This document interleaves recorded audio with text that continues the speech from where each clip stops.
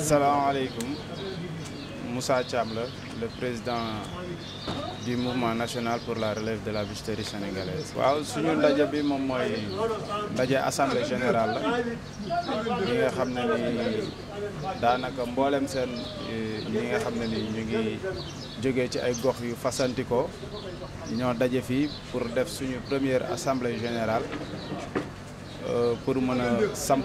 li nga xam ne ni moom mooy suñu comité directeur du mouvement national pour la relève de la bijouterie sénégalaise. waaw gis nañ ne nag bijouterie dafa nekk jamono ji tolluwaay dafa xaw a dégradé dafa nekk secteur bi nga xam ne ni secteur bu tumuranke la ci wàllu non seulement ci wàllu formation non seulement ci wàllu labellisation yu ci bëri daanaka bijouterie jàppe wuñ ko rek comme corps de métier comme tous les autres corps de métier, mais bien vrai que xam nañ ne bijouterie ñun li ñu ci dugal bopp peut-être c'est quelque chose bi nga xam ne nii peut-être si dañ ko donn ci suñu ay maam, waaye nag ñu am ay jéego yi nga xam ne nii bëgg nañ koo samp ngir mu jógee non seulement ci li ñuy donn waaye ci mu doon li nga xam ne ni li ñuy jàng la di ko jëf mu mën a jural dëkk bi économie, waaye mu mën a wàññi le taux de chômage, mu mën a fexe ba mbooleem seen ay ndaw yi nga xam ne nii daanaka espoir lañ ci réew mi ñu mën a indi suñu contribution ci suñu dëkk. waaye bon jafe-jafe yooyu noonu bokk na ci li ko gën a waral moom mooy jàpp nañ ne manque d'approvisionnement bi aussi bokk na ci sunu ay jafe-jafe, manque de matière première nag buñ ko waxee waxuñu rek or kese, parce que gis nañ ne suñu naataangoo yi wala gis nañ ne mboolem seen organisation yi nga xam ne nii doon nañ fi am di syndicat pour la bijouterie, donc il parlait beaucoup de l'or, alors que boo xoolee ci côté besoin ñun la ñu soxla ci yeneen matières premières yi moo gën a bari téeméeri junni yoon ci li ñuy soxla ci or, donte nag mooy argent blanc bi muy xaalis bi nii nga xam ne bariwul bokk nga xool loxo sénégalais te doo ko ci fekk, kon dalay won ne rek utilité bi mu am ci secteur bi. kon donc loolu su fekkee ne ñu ngi exploiter or moom daanaka du sorentewoo or, loolu bu fekkee ne am ci suñ dëkk bi aussi ñu koy exploiter comme ni ñuy exploiter suñu or bi, donc jàpp nañ ne ñun war nañoo jóg taxaw tem ngir waaw foofu moom dañuy wax ne maanaam ñun ndimbal lañ amul rek wala intégration ñu intégré ñu ci li nga xam ne ni moom mooy le système d'exploitation de l'or du Sénégal, parce que système d'exploitation bi maanaam dafa mel ni dañ cee ber bijoutier yi, dafa mel ni côté boobu noonu moom ñoom dugguñu ci, raison pour laquelle mënuñu xam fi or dugg, mënuñu xam fi or génn. ñoom li ñu am moom mooy ci comme bijou rek, bijou yi nga xam ne ñu ngi koy recycler, ci loolu lañ tollugum, moom la ñuy jëndaat ci suñu clientes yi ak suñu clients yi, te loolu dafa am ay risques, dafa bëri ay risques, le fait que ñun suñ ko soxlee mënuñ ko jëndee fu dul ci suñu ay clients, mais loolu dafay am ay risques yu bëri yi nga xam ne ni des fois daf ñuy dal, bokk na ci recel yi daanaka des fois 1 2 3 ñu ne la bon li nga jënd alalu sàcc la, ñu jiiñ la sàcc def la receleur, alors que le bijoutier moom mooy ki nga xam ne ni ginnaaw bi mu nekkee professionnel ci secteur am, nekk borom xam-xam, dafa dem defar entreprise am, formalisé wu, def vente achat or, bind numéro téléphone am, climatisé li nga xam ne nii moom mooy place am ba mu rafet, bind turam, kooku defe naa sàcc du def loolu. mais malheureusement loolu la ñuy jural des fois ci jënd bi ñuy jënd ci suñu ay clients. donc moom dañ ci saluer d'abord idée bi, dañuy saluer suñu état yi ci idée boobu noonu ñu am, di leen wax ne rek ñu gën a bàyyi xel le secteur de la bijouterie. mën naa ne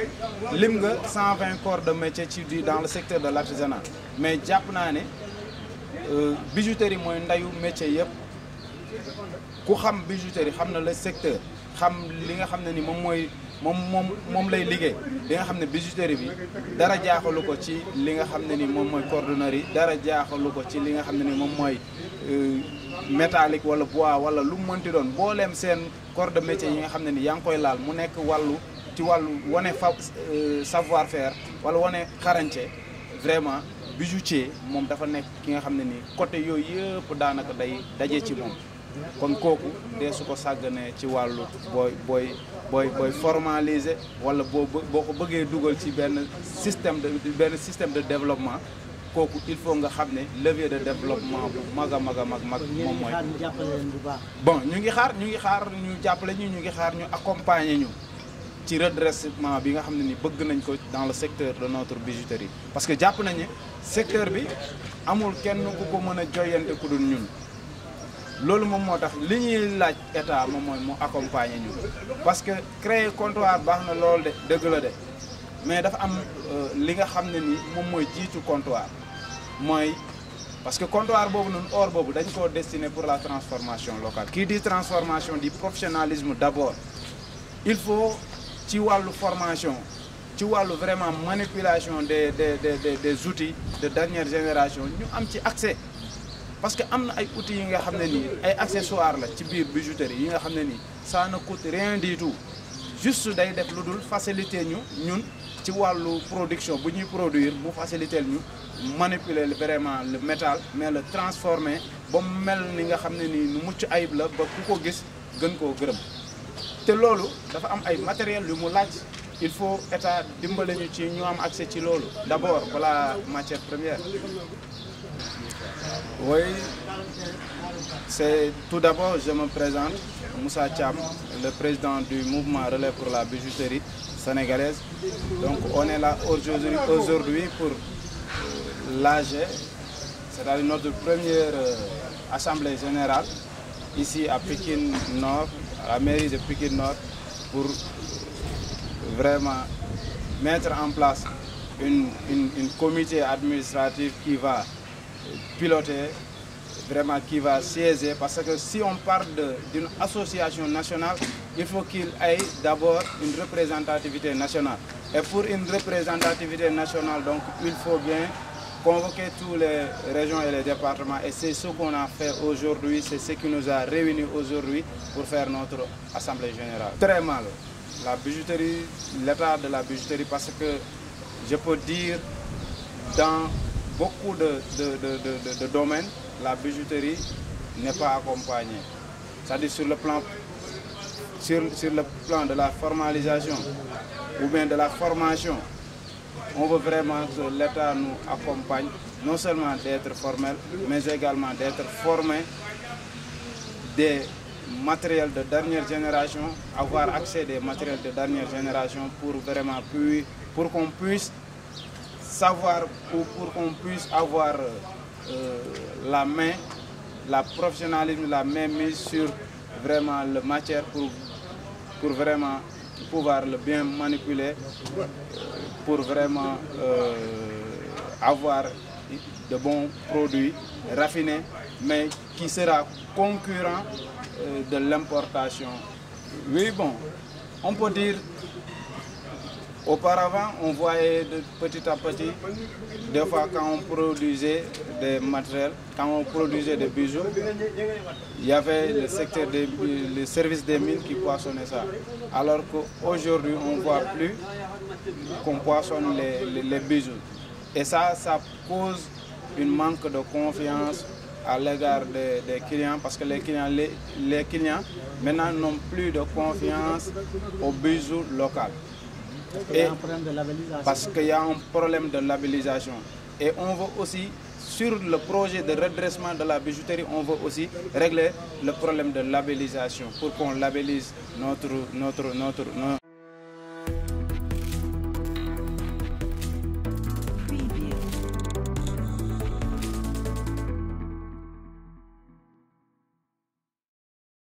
Il faut qu'on ait accès sur les machines pour qu'on puisse vraiment présenter aux clients de bons produits. Alors, oui, on constate que ici au Sénégal,